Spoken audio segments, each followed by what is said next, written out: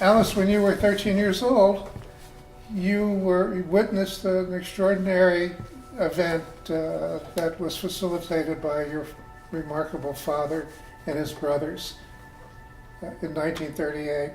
Tell us about that. Well, that was when Jews all over the world were concerned about the plight of their fellow Jews in Europe. There was a group who played poker on my back porch. They hatched a plan to bring over 1,300 Jews to the Philippines. The plan involved identifying the businesses that would be of advantage to Manila, to the Philippines. And then they got in touch with the Joint Distribution Committee in the States and asked them to put ads in the paper in Germany and Austria that people who had these skills could apply for a visa to come to the Philippines. And lots of people applied.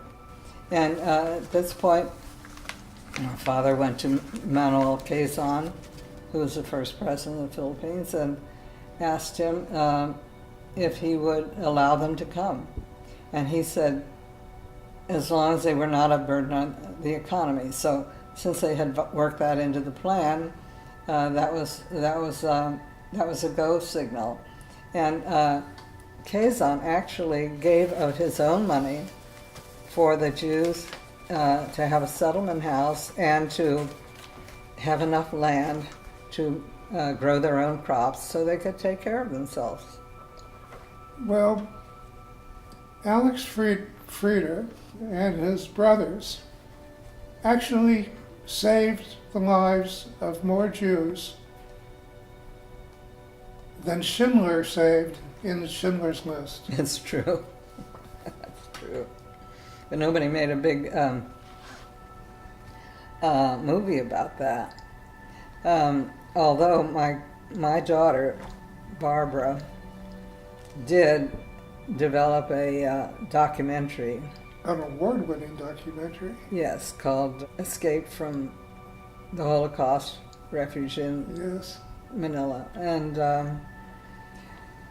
that has had very wide coverage. It's been shown 2,000 times around the world. That's true. So then you came back to Cincinnati and you enrolled at Walnut Hills High School. Yes. Graduated cum laude. Yes. And then went on to Vassar College. Yes. And did you have some interest in art when you got to Vassar? Well, I took a course in art at Vassar called Art 101, and but it stopped at Miro. And I was interested in more contemporary things. I used to go to New York a lot. It was only 40 minutes away by train. And I came across this museum called the Museum of Non-Objective Art. And it was having an exhibit of Kandinsky's, all Kandinsky's. And I was just blown away because I had never seen that kind of art before. It was all non-objective. Now they call it abstract. And it had lately became the basis of the Guggenheim Museum. Well, over a number of years you put together a quite remarkable collection. This is a partial list at best of the collection. De Kooning, Hans Hofmann, Franz Klein, Kandinsky, Jim Dine, Tom Wesselman, Andy Warhol, Roy Lichtenstein, Jasper Johns, Klaus Oldenburg, Robert Indiana, Rauschenberg, Man Ray, John Cage, George Rickey, Albers, Picabia, Robert Wilson, Raphael Ferrer, Nam June Paik, Dorothea Rockburn, Marc de Suvre, Dubofay. That's true. Cornell. What a all-star list.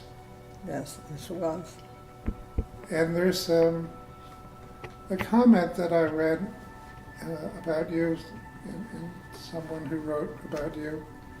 And I love the comment. They describe you not only as a donor, but a doer. Oh, that's nice. And I like that, the language of that, being donor and doer. Yes, indeed. So do you think that your interest in collecting and interest in getting involved with so many artists, and do you think that influenced you in terms of starting to make your own work? And how did that happen? One day, my daughter came back from school, and she had in her biology book a photograph of a cell, and it looked much like a Dubuffet painting that I had in my collection. So I thought it was a microphotograph of it. So I wondered what everything would look like under a microscope. And so I put everything I could think of under a microscope. And the things that had the most interest were microphotographs of crystals. When I read the literature about you, you're described as an environmental artist. Why is that? Why do you think that that's the case? Well, I started out photographing Native American earthworks. Was that before? That was before discovering the crystals? Yeah. Okay. And Native American earthworks, I photographed in relation to the cycles of the sun and the moon, because most of their ceremonies were based that way. So you must have started doing that in the 60s. Right. So that was one scale of the environment, was the cosmos, the passages of the sun and the moon. Then another was just what you look at every day. And another was subatomic. And I took I went to a Fermi lab just outside of Chicago, and they had subatomic photographs in a bubble chamber that people could see. And I had my choice of picking the ones I wanted. So I bought one and I made it into a sculpture. So you were an early technology artist then? Yes, I was. I was able to use technology to get the effects I wanted. Well, that occurs even more in the crystal work, where you're using technology in that respect, combined with music as well. But I want to talk a little bit more about the Native American photographs, because I think they were so important. I was photographing in Peru, and I saw effigies carved into the sands in Peru, and they were very large. And then I realized that we had older and more extensive prehistoric earthworks right here in Cincinnati, an hour and 40 minutes from my house. Yes. So I spent a lot of time photographing them. There's also a wonderful event where, because of your interest in the Indian mounds, a man by the name of George Hargrove, who was engaged to do the landscape architecture at the University of Cincinnati, and you met him. Well, they called me. He wanted to see the mounds. And you took him to the mounds? And I took him out to Fort Ancient, and I showed him around. And he was very influenced by that, and that's why he made the topography of the yes. of UC. So, because the topography at UC has the suggestion of mounds. Yeah. And your influence is what really created that, I think. Absolutely. That's wonderful. Another little known fact about Alice. In 1972, the first Crystals event was at the College Conservatory of Music for the New Music Festival. Oh, yes. And it was the beginning of your series of collaborations. You've been an amazing collaborator. And then in 1973, the Contemporary Art Center showed the crystals with a piece called Inner Journey with Jack Kirstein conducting the orchestra. Not the orchestra, a Well, it small was- chamber group that he yes. got together to do it. But then the same year, you did something with the Cincinnati Ballet with Called David Etc. McLean. Yes, that was with a dance group too. Yes, it was with the ballet, right? Yeah, with the ballet. And a funny thing about that was my slides were shown all during the program until the end when the crystals disappeared and the ordinary stage was revealed, and it was called Etc. So at the end of it, all the kids went backstage, and David McLean was talking to them, and at the end of that, I asked if I could say a word, and David said, "Oh," he was a little embarrassed. He hadn't asked me before, and he said, "Certainly." So I said, "Etc." And they took a minute, and then they all laughed. Subsequently, that's a very Cageian notion. John Cage was famous for saying when he was, "I have nothing to say, and I'm now saying it." Yes, it is. Indeed. Then in 1974 was the 100th anniversary of the Cincinnati Symphony Orchestra. Mm-hmm. Oh, yes. Well, Shippers wanted to do something special. And Jonathan Kramer, who had seen my Music 71 photographs, told Shippers he should really look at my work and see if he liked it in terms of doing something with his 100th anniversary. Well, as soon as he saw my slides, he was so excited about it, he said he couldn't sleep at night. And I said I was sorry I couldn't bring the music over. I had put some of the slides to some music and of Pelias and Many Song, I think he was doing. Yes, that's true. And he said, "Well, never mind, that doesn't matter. As soon as I see your slides as they go on, I can hear the music in my mind." So that worked out very well. So there was a performance at Music Hall with your slides projected, That's true. and Shippers conducting a Schoenberg piece. Yes, that's true. Yes.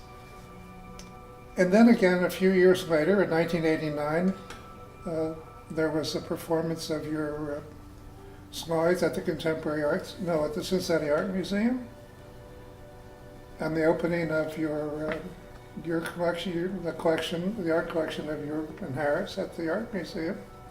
At the Art Museum, And it was at the preview. what happened was I had done a collaboration with a contemporary music composer and her friend who was a pianist who could read her very difficult music, and then the design person from Lightborn Design Company and myself, and there were 4 screens in the Great Hall of the Art Museum in a square, and the pianist was in the middle of them with his Steinway piano, and brought in for the occasion, and he figured out a way to read her notes as if they were notes on in music.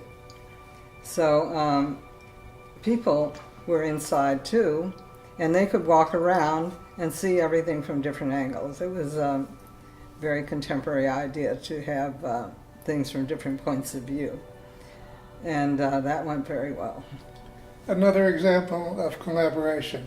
Yes, indeed. Indeed. But the most fascinating collaboration began in '96 with the famous American composer Gunther Schuller. He was brought in by Max Rudolph, the conductor of the symphony. He was just absolutely wonderful, and he he came to my house and stayed with me at my house all the time. Every time he came to Cincinnati, which was often, because he had had a history here in Cincinnati of using his work.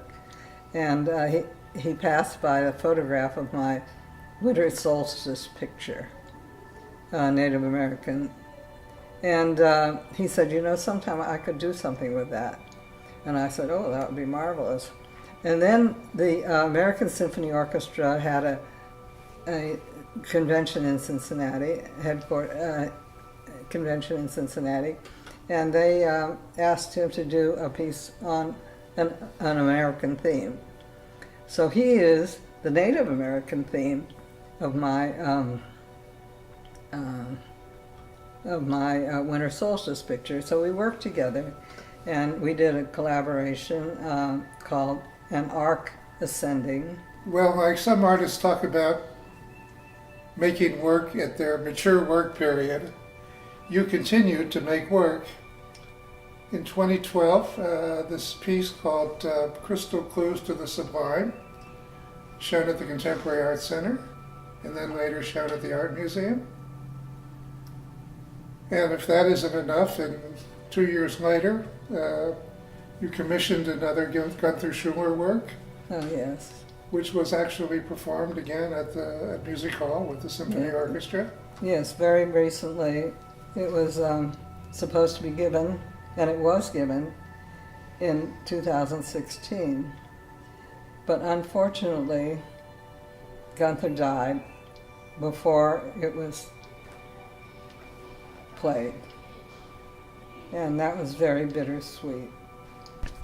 I think that just adds to your remarkable achievements. But there's another one that is, on this occasion, deserves special attention. And that is your influence in stimulating the gallery at the Aronoff Center. The Aronoff was a performing arts venue. Yes. And I thought that there should be a visual arts component. I remember you talking to me about it. Yes, and on the model of Lincoln Center, my late husband Harris and me had supported the Aronoff, and so they were willing to listen to what I had proposed, and others had proposed, and so that's how it came to be. The Weston Art Gallery, the Alice F. and Harris K. Weston Art Gallery. Dennis and Kelly have just done an extraordinary job Terrific. building the reputation with amazingly wonderful exhibitions. Yes, they have. Has it fulfilled your wish and hopes for a gallery space that bears your name? Oh, yes. Of course. Well, thank you, Alice. This has been wonderful to talk to you about this. And Well, Carl, you were very I think supportive it of indeed me. shows what a doer you've been, as well as a donor. The financial contributions of you and Harris over the years to the Contemporary Art Center and to the Art Museum and to the Symphony and to the ballet and countless other cultural institutions in this community have been enormous, but equally enormous is your own involvement as a working artist and what you've accomplished. Wow. Thank you so much, Carl. And I'm so glad that you've been in town because we've been a good team. But I couldn't end this conversation without acknowledging your enormous impact on my own life, for which I'm eternally grateful and Oh, thank isn't you. that nice? That's mutual, Carl.